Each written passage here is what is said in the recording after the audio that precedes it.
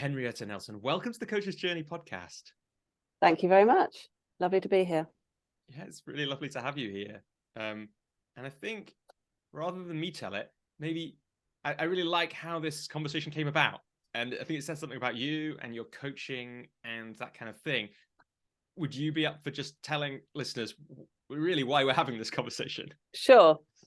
Well, first things first, I really wanted to catch up with you because we did some great work together in 2020, and you're quite difficult. You're busy, so you're difficult to pin down. And so it's quite sneaky way of doing it. I've been thinking, if I listen to your podcast quite religiously, and I have done since the first time I was put onto it by Katrina Horry, who put me onto it. And sometimes as I listen to it, I think to myself, I've been thinking to myself, I'd love to go on Robbie's podcast to tell him about how the various conversations have impacted on my own coach's journey, because it's been quite influential. You know, some of the people you've interviewed, I've gone on to work with, or something they've said has really sort of sparked something in me or ignited some sort of insight. And so it sort of came to me sometimes as I was driving along, I'd love to sort of share that with Robbie.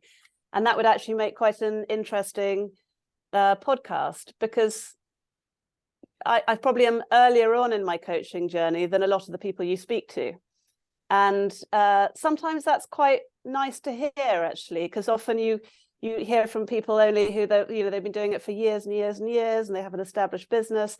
And actually, I thought, well, actually, maybe it might make a nice change to speak to someone who's earlier on in the journey, but who's, had some twists and turns which have been influenced by this very podcast. So I wrote you an email in which I asked you, which I call an audacious request, which was putting this idea to you.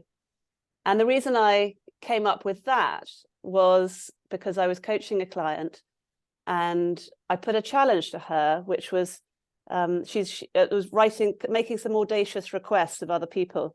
She's trying to change career, not quite sure where she might go. And so we created this experiment where, she was going to make some audacious requests of people. Can I speak to you? How, asking them about their work or something like that. And whenever I set a client some sort of challenge, or we create some challenge together, I often like to sort of turn it on me and say, is that the sort of thing I would do, or am I walking my talk here? And so I asked myself that question, and I kind of thought, I probably could be doing more. There are more audacious requests that I could be making. So this one just came to mind when I was thinking about that, which was actually asking Robbie, can I come on your podcast? Can I, talk to you? So it's sort of twofold, really. One, having a nice chat with you, and two, making an audacious request. Yeah, and I love both so much in what you said that I really love. I love the idea of, whatever you've created with your client, checking if it's something that would be useful for you. Like, that's a really cool way to look at things, and I bet it throws interesting things up. And what happened for me was I got this email from you, and I was like, that's a great idea for an episode. It felt like perfectly timed. So this is the thing. It might have felt like one of the things I wanted to pull out from this. It might have felt like an audacious request to you, and then it came to me, and it felt like just an obvious thing for us to do. And I think, you may have spotted this, regular listeners to the show will, that in the last year, I've been playing a little bit more with what actually happens on this podcast. We've had guests back for a second time. There's been reposting some interviews that I've done elsewhere. The last episode was Raquel interviewing me. And so it felt like a really nice time, as what's this podcast? It's like three and a bit years old, and it's like, I'm thinking a little bit, well, what is it for? Where does it go? And so I love the idea of in some way, and we'll see how much we do this, because you never know where these conversations go, in some way revisiting some of that. When the podcast was 2, people could be able to find these on the Coach's Journey LinkedIn and Facebook pages. I went back through them, recording a little voice note for Steve, who does the copy for the podcast, so that he could create a kind of journey through the Coach's Journey podcast first 2 years. And I thought, as I was recording it, I was like, oh yeah, also this could have been if I'd recorded this differently and thought about it differently, I could have also created an interesting little bit of content about what the different episodes meant for me and at different stages and that kind of thing. And also, I just love, Henrietta, that I think, who was it? Maybe Lucy Ball said it when we were having that interview a few episodes ago. Was like, this is quite an elaborate way for us to find to hang out. And we were talking before. We live relatively. We used to live really, really near each other in London, and now we live relatively near each other in the English countryside. So maybe we'll do some in-person hanging out. And I am a bit hard to get hold of sometimes, aren't I? And pinned down. And it's been an interesting thing. I've been reflecting with my coach at the moment. We haven't explicitly said that, but it is an interesting, I'm thinking at the moment quite a bit about how I work and how my life's structured. And it is an interesting thing that A, I give off that impression, and B, it's kind of true. And what does it mean? Like, I think we've all got to think about this really when we get this privilege of, on some level, being able to create how our time is spent and how our business is structured. Am I cool with the idea that it's quite hard for me to have a vaguely spontaneous meeting with a former client or a friend? There's lots to be said for that, and part of the reason it's like that is to create a space to publish 4 books in a year, right? But in the long term, how does that look? So yeah, I really like all that reflection. And I'm glad you're here on the show. And I actually think you've been coaching for quite a long time. And so I'm not sure you're quite the fresh-faced new coach that you think that you kind of reflected on there. But I really think it's true. That thing you said there about about having stories from different stages of a career, and if people want other ones, like if I think about Barry Ennis, that's probably another fairly early one on the show. Some ways the things that I've spoken about in those first couple of episodes that were just about me come from earlier in my coaching journey. But yeah, in the last year, I've been speaking to a lot of people who have been coaching for 20 plus years. And that's really different to what it's like when the business is more in its, infancy or adolescence or something like that. And so, Henrietta, when did you first come across coaching in the way that we talk about it now? Okay, well, because I've listened to this so many times, I knew this question was coming. Yeah. I first was introduced to it by a friend when I was on my first maternity leave. My daughter's now 11, and we were talking. I knew I wanted to step away. I was a solicitor, had been for about 10 years. And I knew that during my maternity leave, I knew that was probably going to be a moment where, unless I got the work for it to work for me, i.e. 3-day week or something like that, I was probably going to leave. That was quite a scary prospect for me. I'd been waiting for what I call the involuntary pause, something that makes you have to leave a job or something, because I wasn't bold enough to leave it without knowing what I would do. And it's amazing how I sort of felt. I was probably only in my early 30s then, that I felt like it was too late to change careers. I was very scared about the idea of change. I think there's a story behind that. And, the whole of my life, really, I just followed the next step. You leave school, you go to university. I leave university, I know I'll become a lawyer. Then you go to law school, and then you get through the sort of the sort of law sausage factory, then you do your training contract, then you get and so suddenly the idea of sort of stepping away from a preordained sort of career was very, very scary for me. Anyway, I was chatting to a friend, and she'd just done a 2-day sort of taster course with the Coaching Academy, and she said, "Oh, it's brilliant, I really enjoy it, I've signed up, I've got all the folders." She showed me all the folders that she got. "Have you thought about that?" And she was a friend who I really respected her opinion, and it sounded, and so I went along to this 2-day sort of taster, and it just clicked for me. It was like everything. I just realized, wow, this is what I should be doing. I love this. I'd always loved, as a lawyer, we'd had these day training sessions or even lunchtime sessions. I'd always loved them. And I'd always thought, oh, imagine being the person that's leading that and getting things out of it. And that was something I'd always been really surprised when we'd come out of the training and someone else would say, "Well, that was boring." And I'd be like, "What? That was fascinating. I could do that all day long." So it really kind of clicked actually that was what I liked. I'd always been really fascinated in human beings, what made people tick. A voracious reader, and that's almost because it allows me to get into other people's minds. I would sit and look at people in the office and say, I wonder what really gets them motivated to do what they're doing. And so it just it was just like a sort of, oh, this is it, this is it, this is what, and so it felt just really a kind of no-brainer decision to go ahead and then train to become a coach.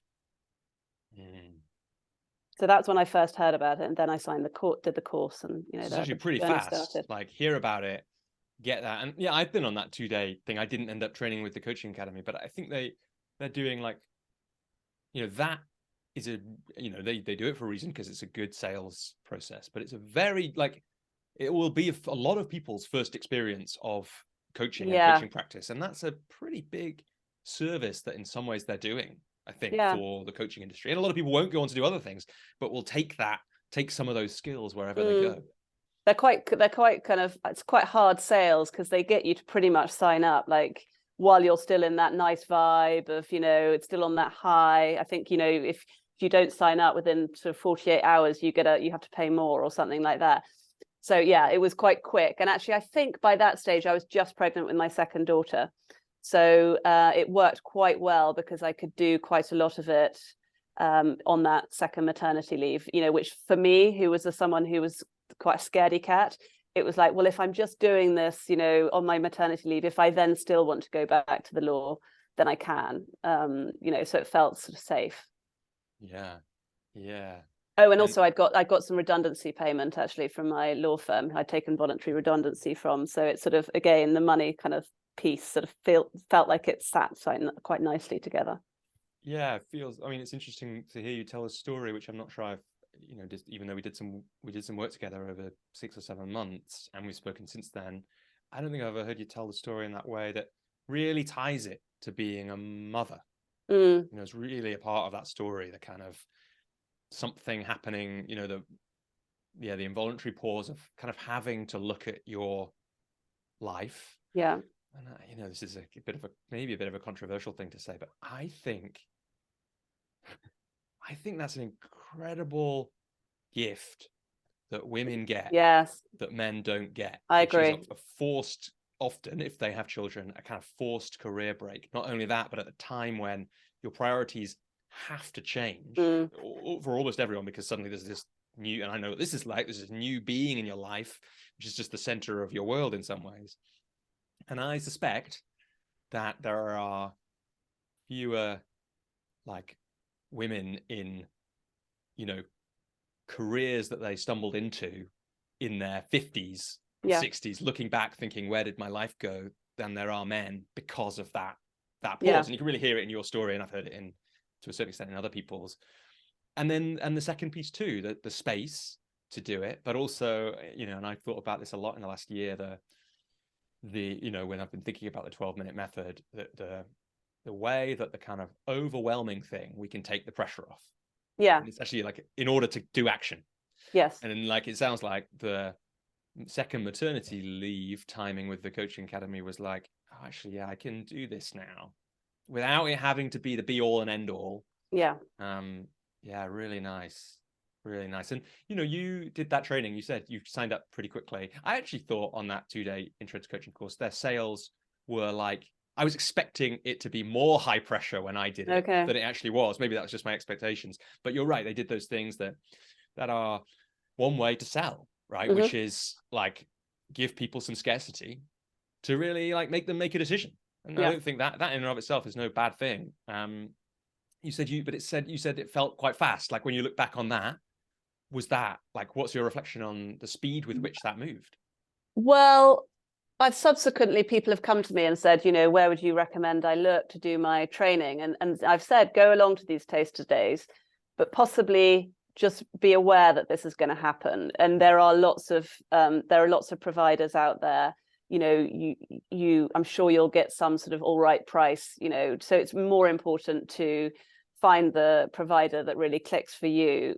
Just know that they're going to do a hard sell on you, and be open to that, because that's sort of their payback for giving you 2 days of free coaching, you know, which is valuable in itself, is that they're then going to put a bit of pressure on you. So I think just being aware that that's going to happen, meaning that you might then not necessarily fall into that trap. You know, whether, you know, I don't know whether it's a trap, and you might get some good value savings by signing out then, but yeah, it's just something to be aware of, I think, before you go along to these sessions. Yeah. And when people ask me, I say something really similar, actually. You know, find the providers, and they almost all offer something like, I think that's the only 2-day one that I know of, but they'll all offer a low cost. Most of them, I think, offer a low cost or free something, whether it's like 2 hours or an afternoon or whatever. And I think, yeah, going along to them and getting a feel for it. But it's a really nice, generous kind of tip. Just be aware, isn't it, of the, you know, it's like, it's useful in all parts of our life, isn't it? Be aware of the moves that people make and our psychology, so that you can like know that it's happening. It's not, doesn't make it like a, you know, there's a great, I don't know if you've seen it or have read it, actually. I've read like 2 chapters. There's a book called, is it called Persuasion by Cialdini or something like that? I've read the Jane Austen version, but I haven't read that one. Okay. Yes, Jane Austen. Yeah, no. But there's the great, I'll try and find a link to it, put it in show notes. There's a great video version, so you don't have to read this long book. And in that book, though, he's telling us how to persuade people. And you can tell his conscience is present, because he's constantly trying to say, only use this in an ethical way. Yeah. Right. To persuade people, don't, you know, i.e., please don't take my work and use it for evil, because they're really powerful techniques, aren't they? Like you know, it's a really, like you said, in that moment of, and we can use this in our coaching businesses. Well, I was going to say it's very relevant to coaching, because if you have a powerful taster session with someone and then you say it costs this to work with me, often they'll be absolutely biting your hand off at the end of the session and saying, yes, this, you know, no way I could imagine not working with you. You know, I can't possibly get to my goal or where I want to go without having you by my side. And then there can be a cooling off period where they calm down, they have a chat with their husband, who says, what do you think, you're going to give that amount of money to this person to, you know, get you somewhere that you might already get on your own? Like, you're mad. And so then you do get the absolute surefire yes suddenly becomes I'm not sure. And so there is the truth in it. Yeah, I hadn't thought about it. I wasn't actually thinking that. That's really, it's a great point. It's like to be prepared as a coach. Like, I think this is like, I probably told you this story before. I might have told it on the podcast, probably have. One of the most vivid memories of the first couple of years of my coaching. Still probably the first year, actually, because I shifted to 2 days a week coaching pretty quickly. And at the time when I shifted to 2 days a week coaching, I actually didn't have any clients. And so it was a little bit of a stressful period. And then I got someone who said, yes, essentially exactly that thing happened. We did some coaching. It was, I mean, thinking back, it was really good. That's what I remember about it. It was like a really amazing thing happened for this person. Said yes for a tiny amount of money, looking back, like I think it was £300. Yeah. But then said no. And I'd basically psychologically shifted into the world where I had a client finally, and it was all going to work. And that was then torn down by the no. Yeah. It was like, I can remember sitting on the sofa, going hot and cold. Emma just like my wife having a girlfriend, then having to just like basically leave me to it, because there was just only time was going to take me out of that one, really. And yeah, that was partly, it is a very powerful sales technique. And it's one I still use to, and I think you do as well, to give an experience of coaching. But I just never really seen the thing that you pointed to, which is that one of the downsides of that is you get a yes from that space, which later meets reality and people's resistance to change, which gives you that chance of yes and then no. Yeah. Interestingly, these days, I almost never get a yes in the conversation. Okay. I don't know if you do. Like, it almost always happens. And I basically am totally happy with this, although a sales coach might tell me differently. Basically, to get to the end, almost everybody says, I need to think about this. Yeah. And I'm just like, I love that. I just encourage it. Yeah. You know, because I want people to get, I guess what I'm seeing now is I want to get a real yes. Yes. When someone's ready to give the yes, not a kind of scarcity-based yes, which is much more likely to then become a no. I'm probably losing out on some people who talk themselves practically out of it later, where if they were in a yes already, they might not. But it just feels for me like the right way to do it. And I think there's probably some scale of fees thing as well, where actually if I'm asking people to pay, I don't know what it is, $2,500 for a few months, then they actually probably do need to really think about whether they've actually got that money.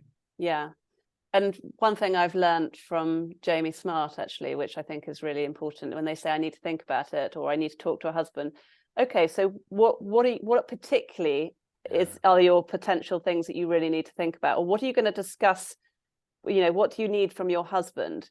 And so then getting them how they're going to, what the conversation is going to be like. So because often a husband who hasn't had the conversation, or a wife, or the other partner, it seems complete madness to them, to be spending the money on coaching. So often that they're going to. So what are you going to be telling them about our conversation? Why has it been so powerful for you? And what are you going to be? So how are you going to be framing it to them? And so they've actually thought about that. Yeah, because they haven't. The two things they haven't got, at least, isn't it? They haven't been in the conversation with the coach to feel what it's like, but they also haven't been the person, the potential client, and know what their life is like, really. And often they may know a lot less about whatever the thing is that's creating the need or the desire for support from a coach. They may actually know a lot less about that than the coach at this moment. That's a really nice. And that's what Jamie says, that they'll be calibrating off you. So if you say, I'm pretty sure I need this in my life and I'm going to spend this, most people would be supportive. I think that sounds, it sounds like it's really important to you. But if you say, I'm thinking of giving £2,500 to this stranger I met, over the internet. So on the internet. It does sound like a mad idea. So that's that. I think that's an important, thing to add in. What are you going to be? How are you going to be presenting it to them? Yeah, really nice. And so in your journey, just to bring it back to that, when you think about, you did the Coaching Academy training, what happened next? What were the things that stood out over the next period? So I did the training and I got my, you obviously have to do a certain amount of hours with pro bono clients. And I got my shiny certificate, and I actually got it at the time where I'd had my third daughter. Obviously, it took the training might have taken a while. I'd had my third child by then. I then at the end of my 1 year maternity, she was about 1, and I was like, right, okay, let's get going. Let's build this business. And I did the sort of classic thing, which was like, okay, what's my branding going to look like? Do some business cards, and kind of got really excited about that. And then just really stalled when it came to having to ask money for what I was doing. I'd also had that break, that break of I hadn't really been coaching while I had a young baby. So I'd sort of forgotten about the power of it. And for me, it was a really big step, going from offering free coaching to people, which I knew they could benefit from. I backed myself that it would be worthwhile the time that they were giving to it. But then suddenly when I had to ask money from it, that suddenly felt like a really big thing. And essentially what I really saw going into one of your guests from Allegra Stein is I just fell victim to the coaching industrial complex completely, which was like, what's your niche going to be? That was my big thing again. Oh my God, what's my niche going to be? How much am I going to charge? I suddenly thought I had to go from charging 0 to charging, over £100. I had that sort of story that, I had to sort of be charging big figures. So I completely hit a wall, really. And I put that down to, that sort of coaching, what you hear from the coaching industry about what one needs to do to start a business. And really what I just should have done is just quietly just started coaching people. I didn't need any branding at that stage. I should have just been reminding myself what coaching was, the value in it, getting some nominal payments, and just taking it really, really slowly, if I look back. Yeah. And so much in that idea, really. I mean, I know that I just think that, there's kind of 2 or 3 things in there that feel really important. One is to remember the power of coaching. And like 2 great ways to do that. One, receive coaching, and the other, be coaching people in whatever way you can. And that shift, that many of us, not all people, but like, true for me. Like I was lucky I guess I kind of knew this ahead of time, that I needed to practice the money thing, because I knew I had never done it and would potentially struggle with it, but that it was kind of vital. If you want to make money from coaching, which I just want to say, like, I don't have that's kind of what the show is about on some levels, this podcast, but it's in some levels it's not. I was just saying to you before we switched on the recording that when I think about one of the things that I thought about this podcast from the start that it would do is enable people to see that people do coaching in all kinds of different ways. And if you see that happens, then you can really choose how you specifically want to do it. And I guess we haven't really had anyone on the show who doesn't charge for it. And that's quite interesting. Like maybe that doesn't exist. But if you're a listener who does a lot of coaching, but it is never none of your intention is to make money from it, like that would be a cool conversation to have, wouldn't it? And certainly, but for those of us that do want to make some money from coaching, that shift is important. How, maybe this is not the next part of the story, but how did you make that shift to charging? I think I just slowly did. I slowly I was charging very little. I knew I always wanted to work with someone in a block. I knew I didn't want to do one-off sessions. So I think early on, exactly, it was like a few £100 for, say, 4 sessions. I mean, it wasn't very much. And I would, so I would slowly just built it up. I actually, the other important part to throw in, which is I had one real stall. And this, I now look back and I laugh, but I had one client who had one session with me, and in between the first session and the second session, I think she discovered she was pregnant.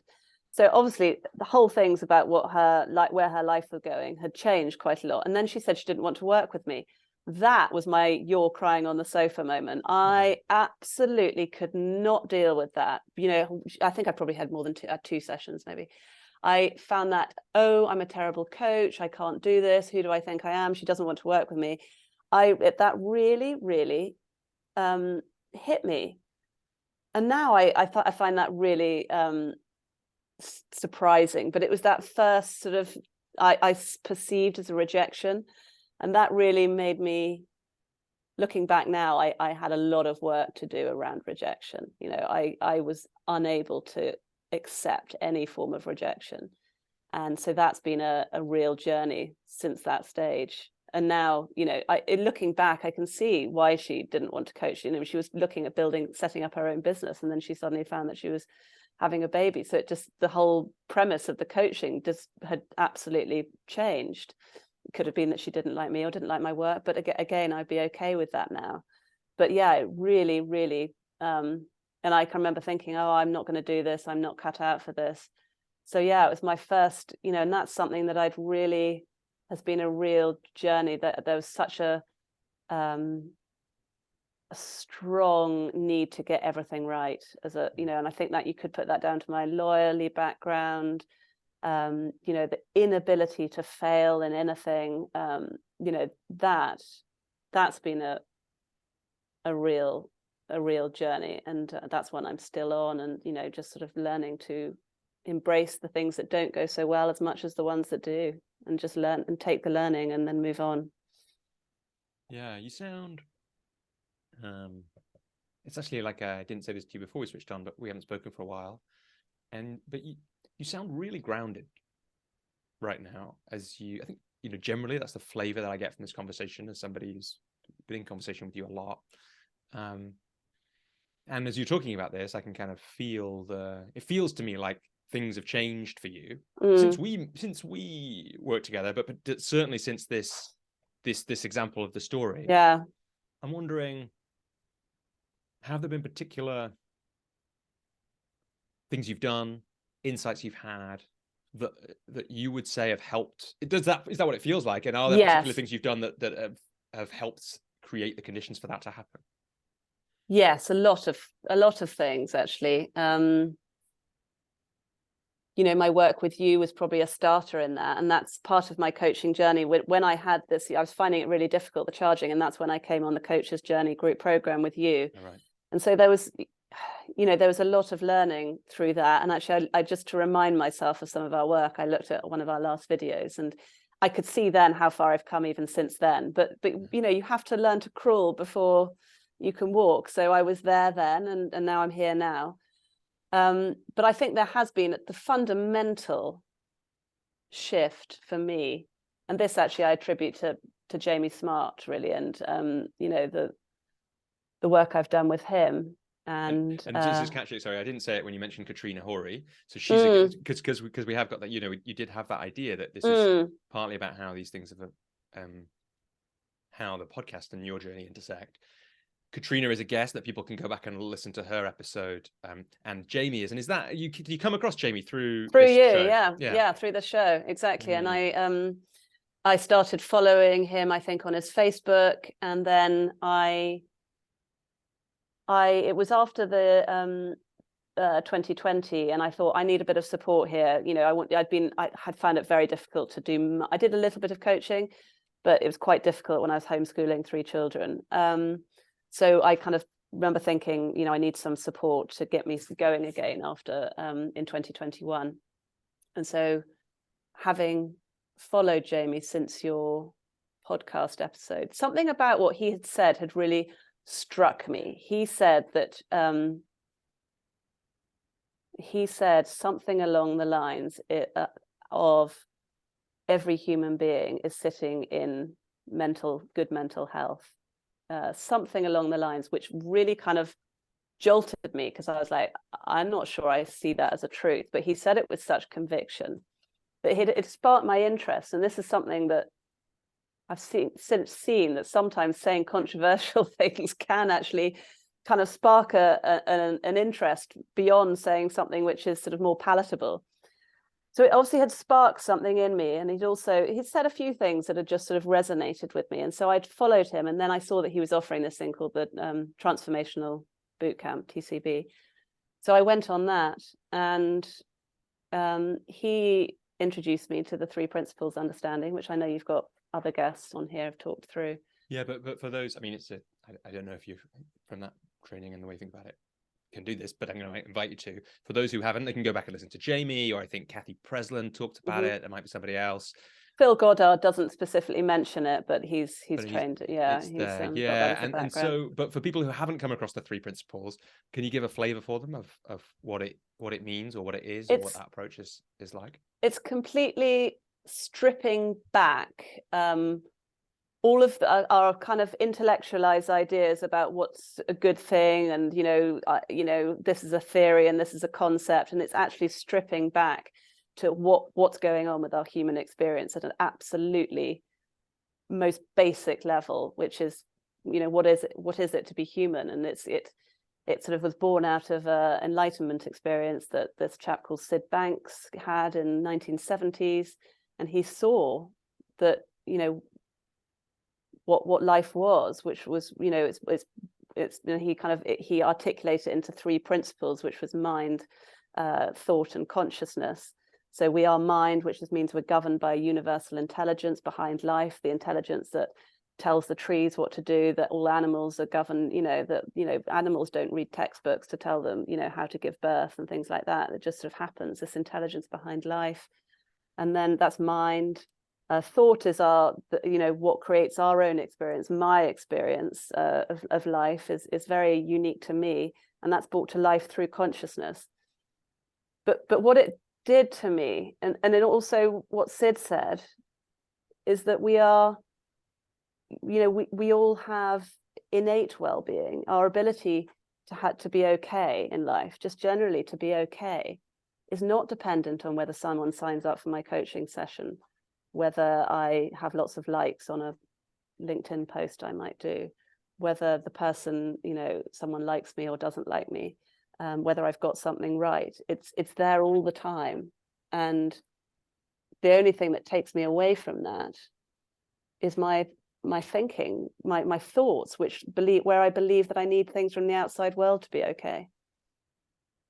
And that's a fundamental shift. If I think that to be okay, I need my next client to sign up, or that's quite a needy place to be coming from, and it's quite anxiety inducing to think that I can't be okay. And yes, you can put it into financial, so we could deal with that separately, the money, but just fundamentally, can I be okay without that person signing up?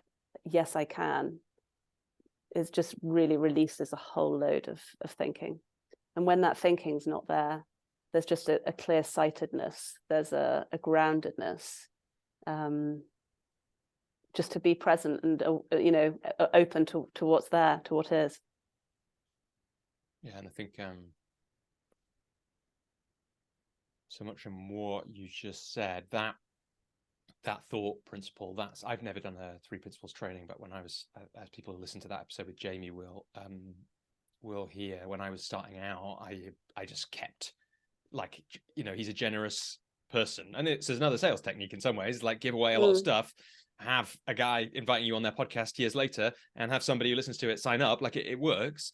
And I absorbed a huge amount from him in that way, and as another person, a bit like you, kind of thinker, perfectionist tendencies, like what did you say, like getting everything right person, that thought piece is really powerful for me as well. And just recognizing really that the thing it always makes me, I went to a workshop of Jamie's once in London, and you can really see it. I've got Leah is 2 now, and you really see it with her. He said, we know when we've got a toddler in front of us that their teddy bear isn't what makes them okay, right? Because it's a teddy bear.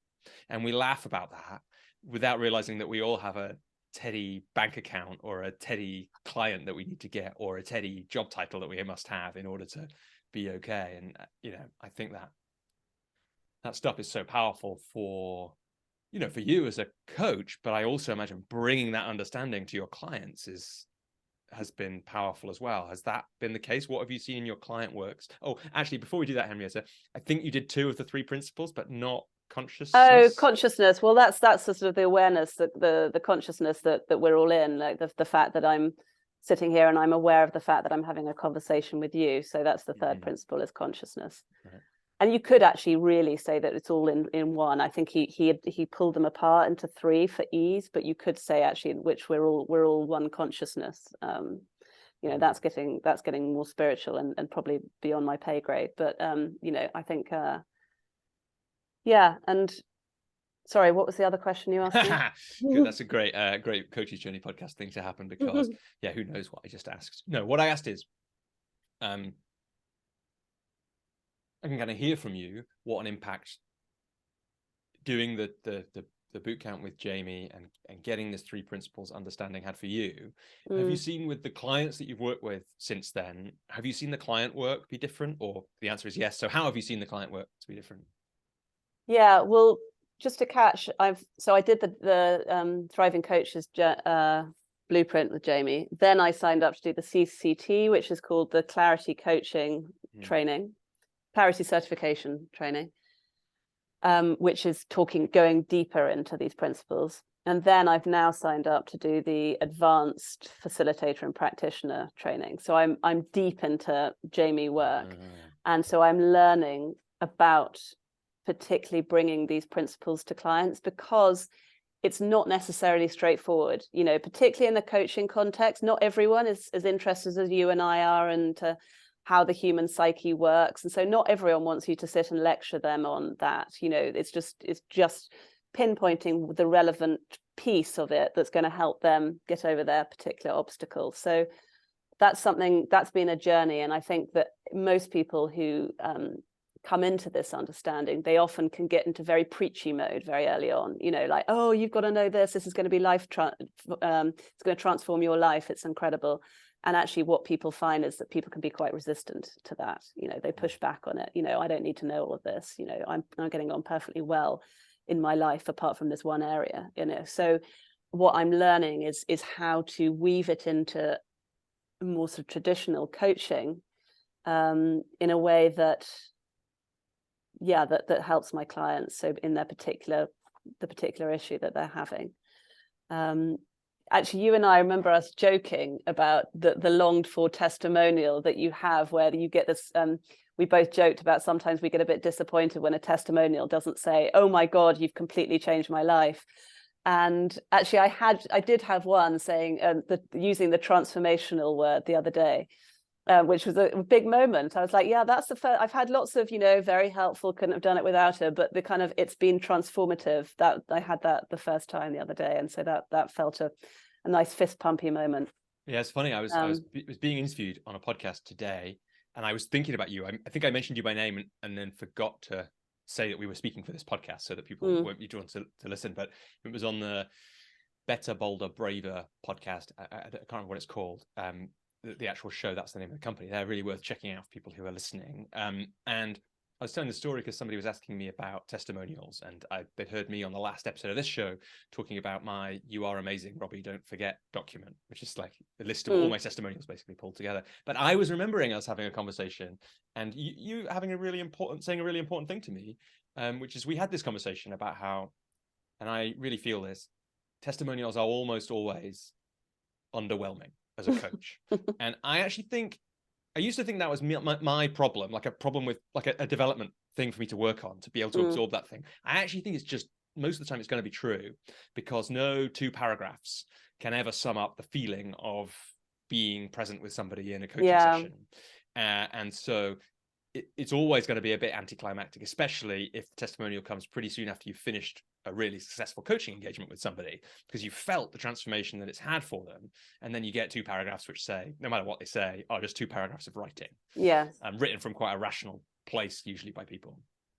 And I said something like that to you, and the testimonial always a bit disappointing. And then I'm pretty sure you came back and were like, "Robbie, you said that last time, but I've just read the testimonials on your website and they're awesome." Something like that. And then after that, this is the insight I shared today, that I then went back to them and was able to see, because you'd called it, that they were in fact almost exactly the testimonials that I would like to have.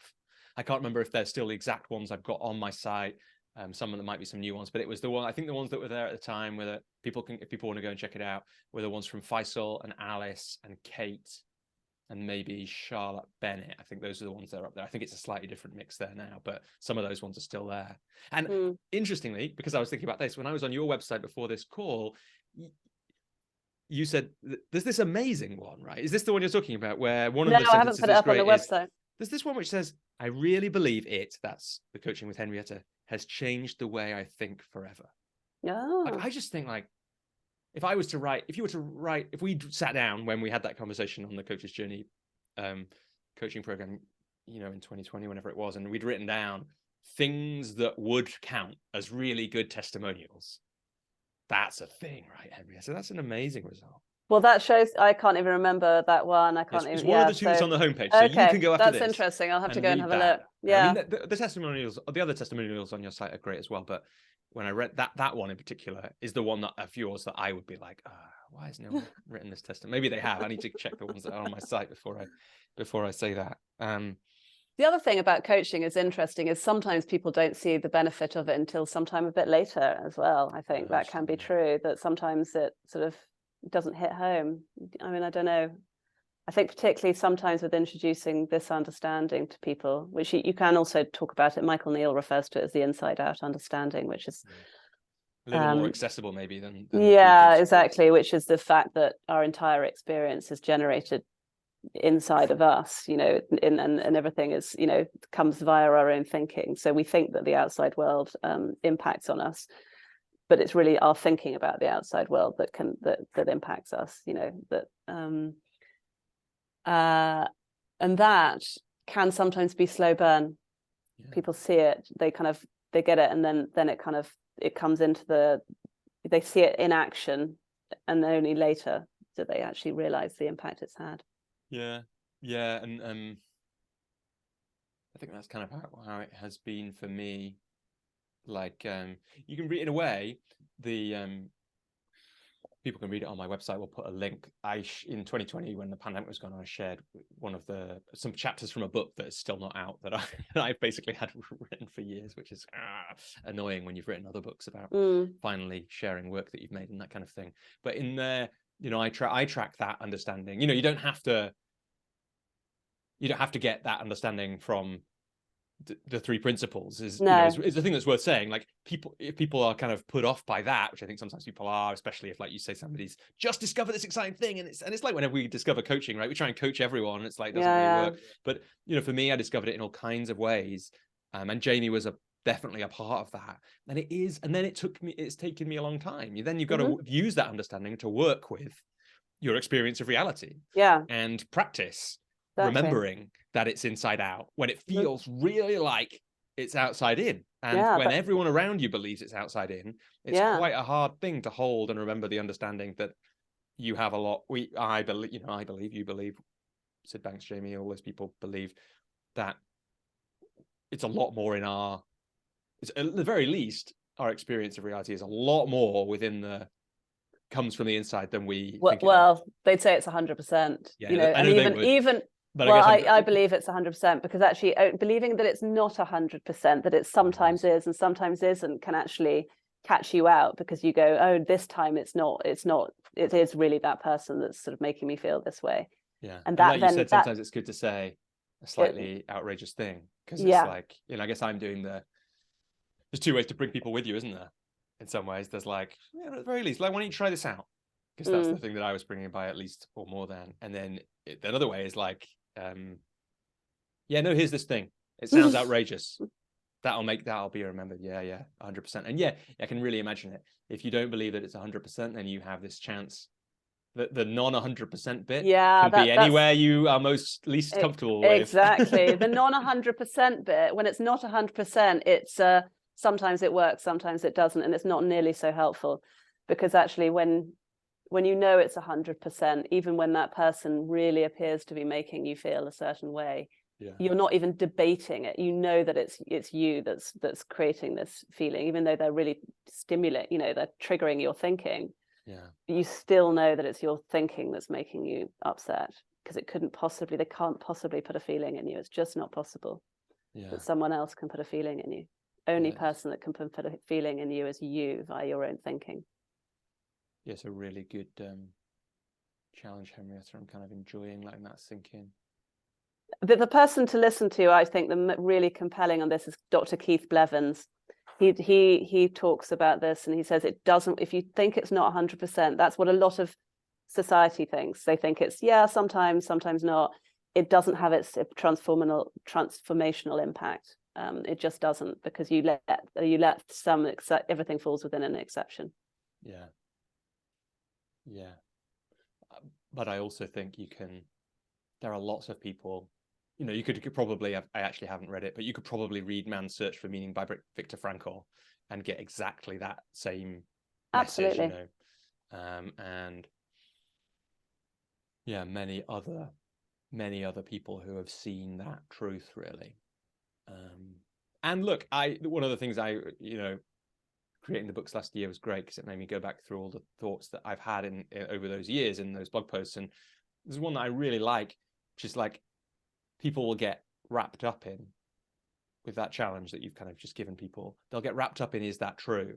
And actually, I think my view for those people would be, it doesn't matter, because like what was the name? Dr. Keith Blevins. Dr. Keith Blevins. Like I completely agree with him that what matters is, like, do you want something that's going to have a transformative impact on your life? And if you do, then believe this 100% and you'll see it.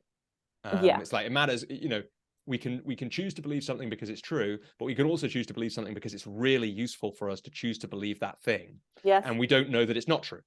And so that's like, I think that there's a really powerful experiment for people to do with this, to really start to see the power of how much our response governs how we feel.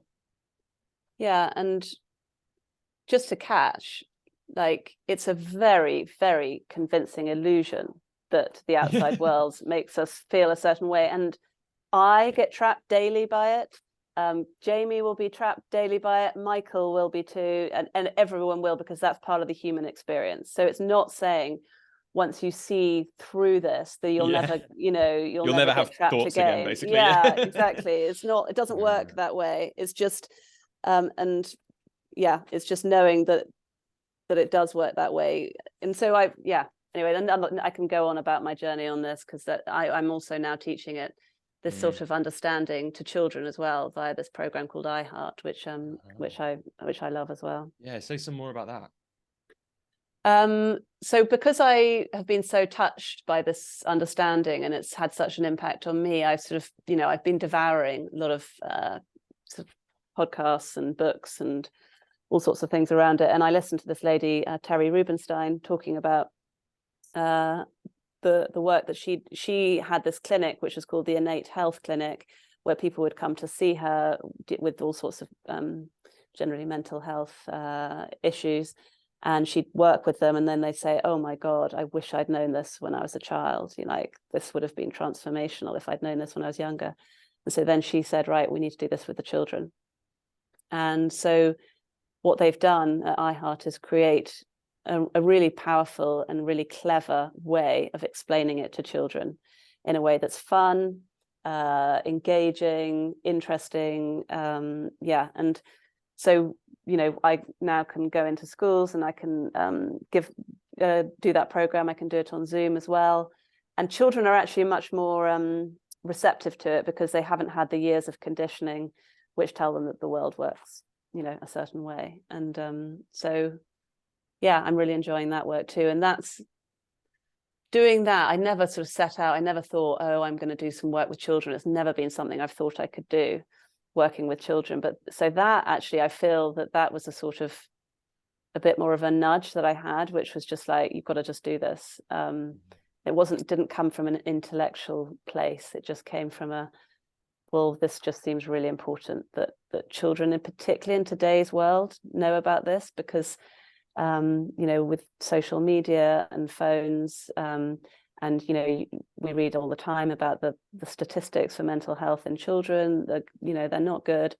So this just felt like a nudge that you've got to do something in this space. So that's why I got involved in that. Yeah, I can really hear that. And with your oldest, you said it's like 11 now, is that right? Yeah. So it's like right coming into that period of, I got really two of my favorite people to listen to collided when the guy, the researcher Jonathan Haidt, was on the Tim Ferriss show. I was just reminded of Jonathan Haidt. He used to work as kind of he's a psychologist of our morality, really, but a few years ago he got really sidetracked into the thing you just referenced, the effects of social media and technology on particularly young people, particularly girls, is his view. And so I got really kind of mobilized by that again, and would definitely encourage people to, again, we'll put a link to Haidt on the Tim Ferriss show. It's a long episode, and you could skip to the middle, or you could find another bit of his content or somebody else's about the risks of technology. But I just had this real flash again of, the risks are high, actually, for young people interfacing with technology in ways that, my brother often talks about how our generation, me, you, him, he's really glad that we were the age we were, so that we remember what life was like before. Whereas your children and mine, his, will only remember after really after the iPhone, after Facebook, and it's a different world. And I'm glad to be grounded a little bit more in the physical world because of that. Yeah. And what Terry says, which I think is, she says she likes, and I don't know who said the quote, it's something like, of rather than preparing the road for the children, prepare the children for the road. And really I think that's what iHeart is doing. It's saying, we can't take away social media, we can't take away iPhones, but we can prepare them to see, what it is, and to see that their sense of okayness, their well-being, does not depend on getting approval from people on the internet or their friends and all of that. Yeah, big work. Wow. And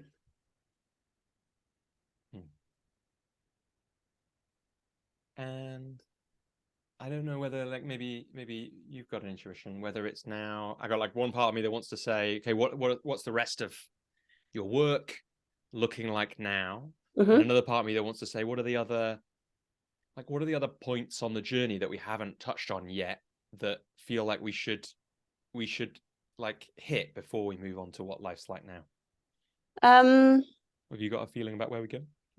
Well, I'd written down the particular episodes from your podcasts that I liked. We've talked about a few, haven't we? We've talked about, well, I mentioned Katrina. You talked about her as a person. I mentioned the episode. We talked about Jamie and Allegra, haven't we? Yeah, Katrina, actually, I remember something that she said. Well, two things. When I was grappling with the charging thing, she was like, how you work out what you're going to charge is like some scales, the balance between, what you're getting from the coaching and what. And so it might be and what you're giving, and so trying to find somewhere in the middle, where it feels right. Okay, I'm getting experience, I'm giving them what I've learned, and sort of, so that's something I play with even now, actually, kind of like what feels the right amount to be charging here. So that was something that really valuable. And I loved her story, actually, about her lung collapse and her just coming into consciousness, and those words, I'm too far away from the joy. I got a little shiver you saying that then, it's, again, really encourage people to check that out. I remember that's the title of that episode, I think. And I really remember feeling like with that one, we'd really made something, Katrina and I, we'd really let her into that conversation. And when I look back, I don't know if it's because she runs coaching training and points lots of people at it, but I don't look at the stats for the show very often.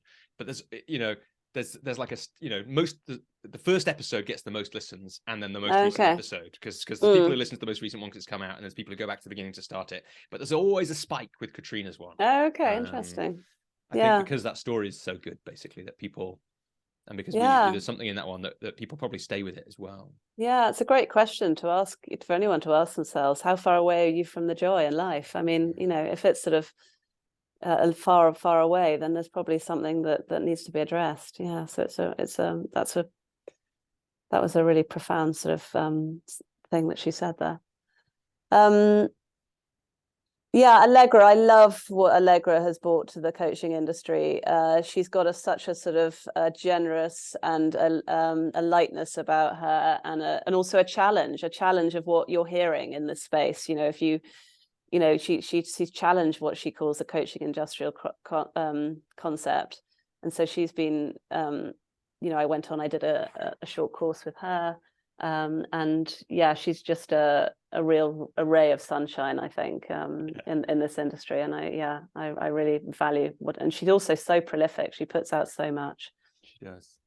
Yeah, and I've said this before, but I love there's 2 episodes with Allegra, and I get into the space with her. She's just full of the way she explains ideas. It's like, I would say, if I was to point out what she does that is just truly world class, it is that. It is like she never just explains a thing. She explains it with a kind of flourish that really helps me understand it. Yeah.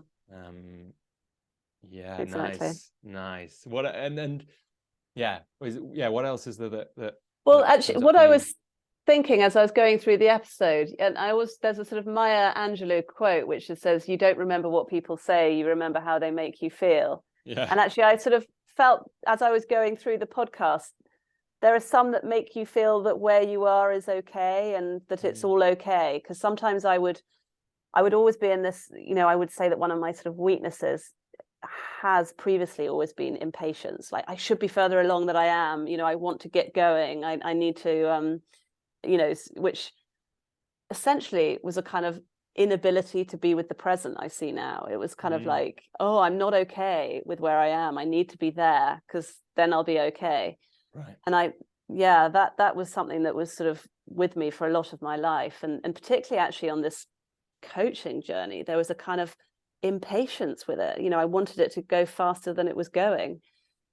And so someone like Phil Goddard, actually, as well, he sort of really speaks to that, about being kind of going a bit more with the ebb and flow of life, and seeing that, and just sort of embracing the hard times, and embracing the suck. I think I wrote down, and he said, embracing those, and So there's been, Phil and actually a lot of your guests, when they talk about the kind of the false starts that they've had along the way, you know, like you see that there's not one person, there's not no linear trajectory, is there, towards coaching. Everyone makes it up their own way, and people go around in circles and come back, and you know, it's always a squiggly line. And that, for someone who had a obsession with getting it right and thinking that everything had to be linear, like my legal career had been, it's been really nice to hear that, because I think I used to berate myself for the fact that didn't appear to be linear, my coaching journey. It seemed to be a bit sort of all over the place. And so there's been an acceptance. Even, you know, you probably had it, like you said, like, you know, once you set out on the as I understand it, you know this much better than me, once you set out on the kind of path to be a lawyer, there is it's a bit like the path to be a doctor. There is a long bit which essentially you make choices in, but you know what happens in the next year, and you know exactly which choices it'll be, and you know what the choices will be between. And so I think you probably had that really starkly, but I think most of us probably have it in some way, at least people of our age or our generation, and maybe a little bit younger, but and certainly older, because that was much more the story of careers until, and coaching is the opposite end of it. Like everything is a bit squigglier than it used to be, but coaching, or to me it looks like, from these conversations that I've had and what I've seen with clients and all kinds of things, is also at the opposite end from the law. So you probably had that particularly. The two were probably really jutting against each other, this sort of real fixed exactly. And actually I remember being really, it's one of the beauties of coaching, is it's how free I am to do what I want with my time, and you know, I can make something, create it, put it out there. You know, I'd like to be doing more of that, and I will be. But also it was a great limiter for me. It was like, what? There's no boundaries, there's no rules. You know, I want to have structure. I want to kind of know what's okay, what's not okay. And so that's been a real sort of thing for me to work on, that sort of, you know, the fact that there is no structure, that there is a freedom about it, which I struggled with.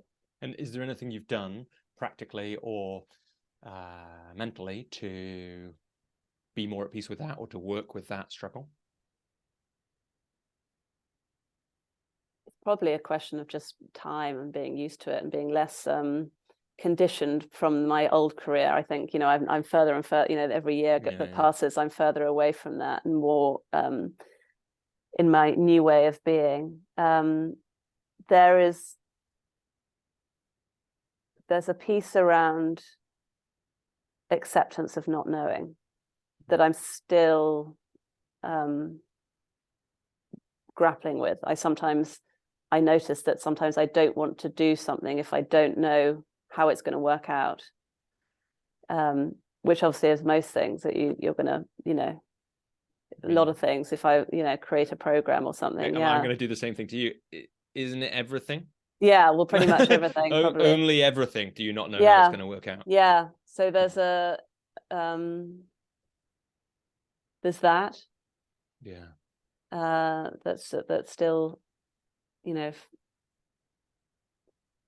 feels like the sort of, and I think that is a bit of a comes with practice, because the more you do try things, and maybe they do work out, or maybe they don't, and you still see that you're okay, like even when they don't, even when they don't, there's something to be taken from that. There's still some real value to be taken away from that. So seeing that, and you know, and learning, you know, this is something I play with clients, you know, like creating experiments. You know, what experiment can you create today? Like, see how it works out without a particular attachment to how it goes. That for me is very freeing. If I just think, oh, right. So instead of actually doing a thing and putting it out, I'm actually doing an experiment. Okay, I'm just sort of working. I'm almost in my lab, and I'm experimenting. What's going to happen here? That for me brings a freedom to it, and a sort of fun as well. Yeah, just for people, for listeners, like if you're a coach and you haven't played with, that end of the coaching session action oriented bit, if you haven't played with using experiments there and naming that, when Mike Toller and I, who was a guest on the show, we ran some coaching training. I talked about this a bunch as we were doing it on different episodes. And my favorite bit was creating and teaching. One of my favorite bits was creating and teaching the experiments bit. And I was trying to think of what other tools we could teach to help people with that final part of the coaching. I just couldn't, because it was just like, that's the one you should use. It's like, it's always freeing. It always focuses on learning. It always removes some fear and some perfectionism and some of all those things that stop people taking action. And it always, because it makes learning, because if we really get into an experimental mindset, then learning is what you're after, which you're always going to get. Learn. Like that's 100% within your control, is whether you learn from a situation. Yeah, exactly. And I was talking to Jamie about this actually, and he was saying, well, it makes sense that you weren't okay with that, because no one wants an experimental lawyer, in your whole career. I mean, which is true. Like, you don't want a lawyer saying, I'm going to experiment with this new form of contract. It might work, it might not. Like, no. So that's something I've had to work on, that it's okay. And and I remember and sort of had to really work through, well, what could go wrong, like, because also, really kind of conscious of not wanting to do anything that could potentially harm a client, or because these are people you're dealing with, these are real life people with real life problems, and so there has to be a seriousness with that.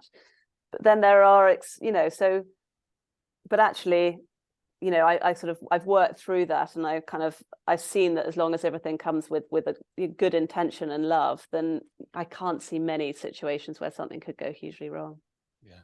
Yeah. So Henrietta, let's do the second question. I mean, you're welcome to ignore me and answer that question that you answered, but the other one that I was interested in before, I'm still interested in, and I'm sure listeners are. So you've talked about iHeart and this, like, diving deep into learning with Jamie on clarity and the 3 principles. How else what does your coaching look like now, and what does it look like? Who are you working with? How does that fit in with the rest of your life? So at the moment, I would say that the kind of niche thing I have slightly put on hold, but it tends to have found me, and it tends to be people who are at a bit of a career crossroads. They know that whatever they're doing isn't quite right. You could categorize them as that, not that. So I know it's not this, but what job would I'm in, but I don't know what it is. So you could have that kind of category of people. I love working with creatives or people that have like a nugget of an idea, and they then want some help in making it happen, putting it into the world. They have some fears around that, around visibility and launching something. So I love working with people around that. There's something that's sort of coming to me now around stress and helping people manage stress. And that, actually, I say helping people manage it because it's not going to be some tools and techniques. Actually, it's going to be helping them see where their stress is coming from. I see that a lot in the world today, the sort of stress, and we all know the impact that stress can have on families, on health, on all of those things. So that's something I feel a bit cool to do, possibly in a kind of group context. I also, and resilience is the other thing that I feel I would like to do more work around, because actually I think what the understanding, the 3P understanding does is it points to how resilient we are as human beings, which is actually far more resilient than we think we are. And so it's pointing people to that. And something very profound that someone said, which is our ability to be resilient is sort of directly correlates with our knowledge of how resilient we actually are. So actually pointing them to their own resilience and giving them sort of actual specific, actually opening their eyes to it, not just by sort of building them up, you are resilient, in a kind of much more sort of like stripping back what it is to be human. That can be really, really powerful. And I've seen it, you know, I haven't had to deal with a sort of big circumstance, but smaller situations that have come up, I have been able to deal with in a much better way than I would have previously. Yeah. And we had a really nice conversation, which we regretted not having already switched on the recording for, about how you look at your coaching just in the context of your life. And I think it taps back to that thing you said about how you used to really want it to go faster or be somewhere particular at a certain stage, and you feel differently about that now. I wonder if you don't have to try and recreate it, because that beautiful conversation is lost forever now. Listeners will just have to imagine that it was the most articulate and wonderful description of humanity they've ever heard. But to give them a flavor, they're like Tenacious D, you know, tribute to that conversation. How do you see your business fitting into the wider picture of your life at the moment? Yeah, well, this was something that it came out of a conversation with a fellow coach who asked me quite a direct question, was how many hours have you got available to coach? And I kind of went through my diary and I kind of went through a typical week, and I told him whatever hours they were, and I can't even remember what they were. And he said, okay, so you're a part-time coach. And that was a real sort of big moment for me. It's like, oh, of course I am. Yes, I am, because I've got 3 children, a husband that's in London a lot, you know, lots of other pulls on my life. And actually accepting that I am a part-time coach for the moment has been really freeing, because actually I'm not trying to compare myself with people who are doing it full time. You know, I could get very trapped in that, you know, oh my God, they're launching another course, they're doing more, you know, how are they managing to do all of this, when I was comparing myself with them.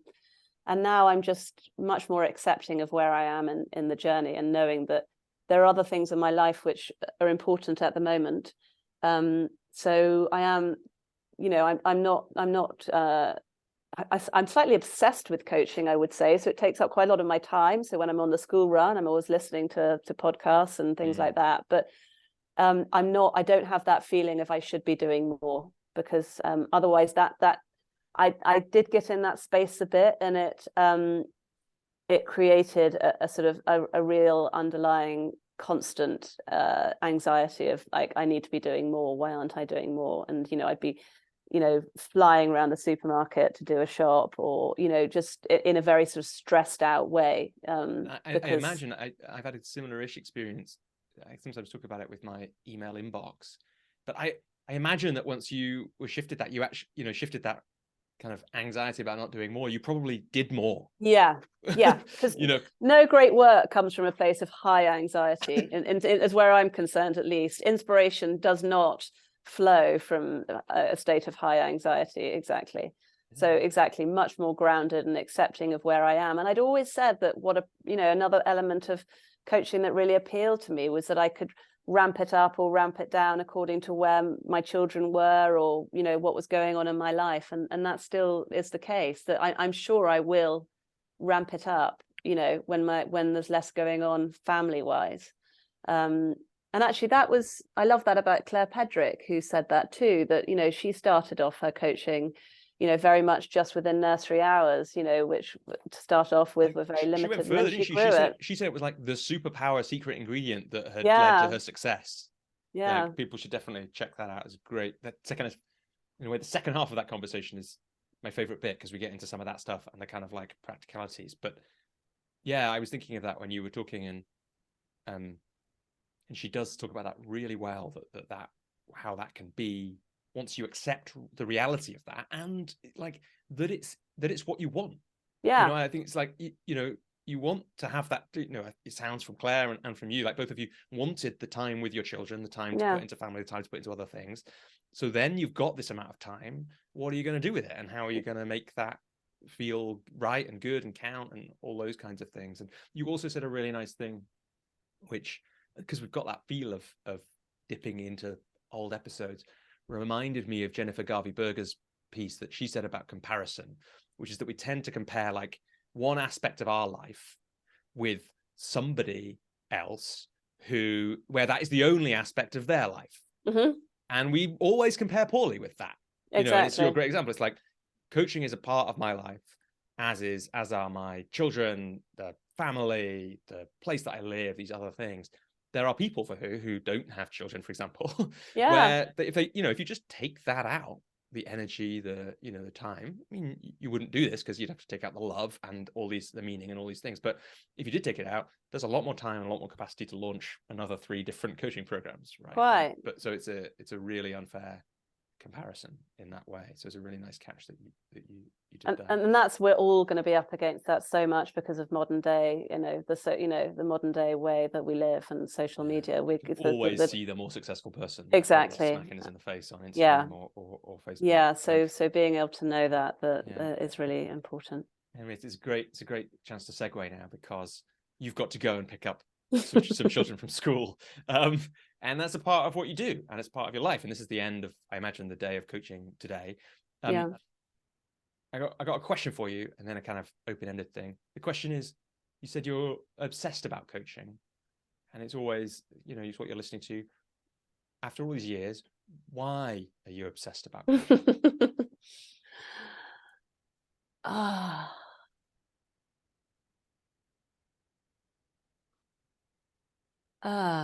That's such a good question, and I could go so many ways. On the one hand, it's a desire to get better. So it's a desire to, so actually I'm doing these courses, so it's learning from experts like Jamie. And so it's a desire to, and it could have been previously to get better so that I was okay, or so that I felt so I was whole as a person. And actually it's not coming from that place. It's just like, it's it's like I play the piano and I want to get better at the piano because that'll just be fun. So it's that. I love hearing just different perspectives, learning from people. I love the potential that powerful coaching, what powerful coaching can do for people, because it really can, I think, change people's lives for the better. And someone's going along on one trajectory and they have some powerful coaching, and kind of a whole new world can be opened up to them, of who they are, what's possible for them, the capacity to feel love in a relationship, or something that they hadn't previously been able to have, or the capacity to live in the present moment, like when previously they were up in their heads with a head full of bees, as one of my colleagues talks about, where they're constantly in their thoughts, worrying about the next thing. I mean, to go from that place to actually just being present to what is an incredible thing to be able to point someone to, which take them from the head full of bees to the place of just being present to what is which is essentially where coaching has taken me, actually, really. I mean, just catching that. Yeah, I was very up in my head, very up in theories and ideas and what's right and what I should be doing and what others were doing. And now I'm very much more just, what's going on now, and so that's quite transformative in terms of your relationships with others, and particularly my own children, actually, I'd say. Yeah. Beautiful. Not all the time. No, not all the time. No, I get that. And just a really quick one. For people who are listening and they're like, oh, I can just imagine this listener, it's probably me in the past at certain points. Like, if you're obsessed about coaching, what are the things that you listen to or read that if you had to point people at 3 or 4 things to satiate their obsession with coaching, where would you point them? I point them to your podcast, Robbie. But the only answer. That's all they need. They've already. What else? They've already found it. Well, actually, I think I've bought a lot of books on the back of your podcast. I've actually got Claire Pedrick here, sitting on my desk. I mean, I'm doing Jamie's course, so all of Jamie, because I have a lot of material from him that to go through. So that's probably where I spend a lot of my time. Phil Goddard, I enjoy his podcast as well.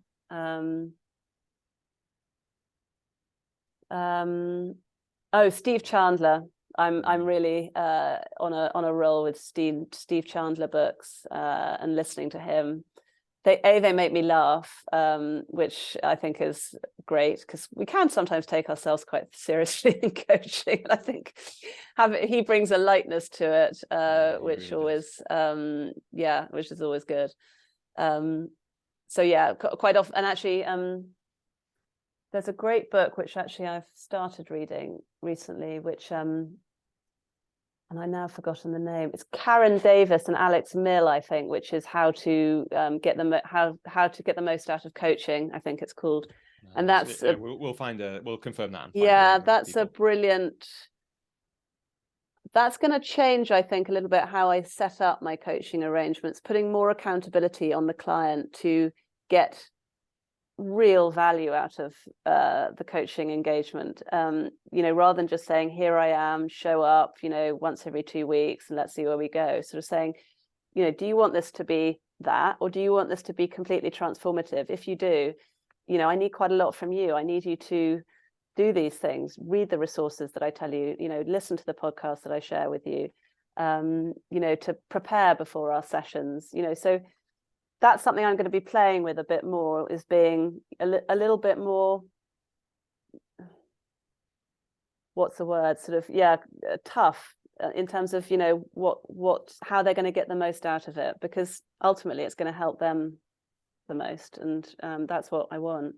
Yeah. And most people, when they point to great coaches they have in other kinds of coaching, sports coaches, that kind of thing, there's an element of tough love in there when they do that. And it's like you said, it's an act of service. They don't have to do those things. But if you don't say to them, and it's making me think as well, I'm sure it's listeners, actually the people who make the most of this, I do it in one part of my work. I like the people who make the most of this tend to speak every week or two, not speak for 3 weeks. And people do respond really well to that, and they jump in. Henrietta, you need to go and do the school run. Tell me, is there anything, last thought or thing that we haven't said that you want to say before we say goodbye? No, it's been a real pleasure to talk to you. So thank you for agreeing to my audacious request. I think I think I would just encourage people, if they're at whatever stage of their journey, to enjoy that stage of their journey, because they'll be at a different stage, a year on, and they'll look back and sort of say, well, I wonder why I didn't enjoy that a bit more. It's actually like any part of life, isn't it? Sort of, I look back at photos of my children as babies and think, I was so looking for the next stage then. I'm not sure if I enjoyed it as much as I should have. But that's an easy thing to say. But yeah, just sort of,